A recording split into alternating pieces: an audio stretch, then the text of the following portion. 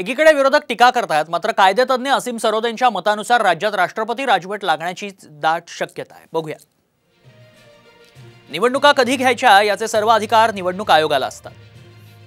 निवडणूक आयोग स्वतंत्र अधिकार असलेली यंत्रणा आहे।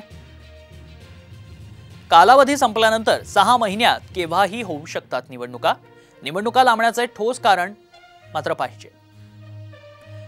तसं सबळ कारण नसेल तर निवडणुका घ्याव्याच लागतील। राज्यात राष्ट्रपती राजवट लागण्याचीच दाट शक्यता आहे।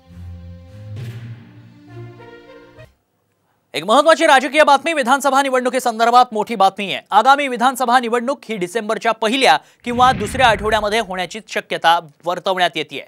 महायुती सरकारच्या लाडकी बहीण योजनेने निवडणूक लांबणीवर पडली असल्याचं बोललं जात आहे। योजनेचे पैसे महिलांच्या खात्यात जमा होण्याआधीच आचारसंहिता लागू झाल्यास मोठा खोळंबा होण्याची शक्यता आहे। त्यामुळे विधानसभेच्या निवडणुकीची घोषणा उशिराने केली जाणार असल्याची माहिती सूत्रांनी दिली आहे।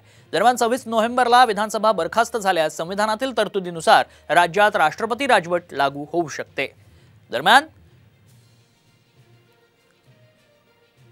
एकाच वेळी सगळ्या निवडणुका व्हाव्यात असा आग्रह प्रधानमंत्र्यांचा होता आणि दुसऱ्या दिवशीच या 3 राज्यांच्या वेगवेगळ्या तारखा त्यांनी जाहीर केल्या। याचा अर्थ याला काही फारसं महत्त्व द्यायचं कारण नाही आणि त्याचं कारण प्रधानमंत्री बोलतात आणि यंत्रणा दुसरा निर्णय घेतात। त्याची फजिती आपल्याकडे आली। तीही तुम्ही पुढे ढकललं तरी रिझल्ट नाही ना बदलू शकत आणि या रडीचा डाव आहे।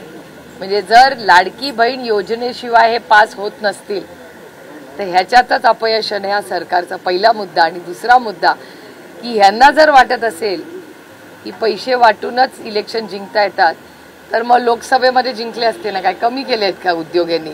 महाराष्ट्रातल्या निवडणुका डिसेंबरला होणार असतील तर ही राजकारण्यांची सत्ताधाऱ्यांची सोय आहे।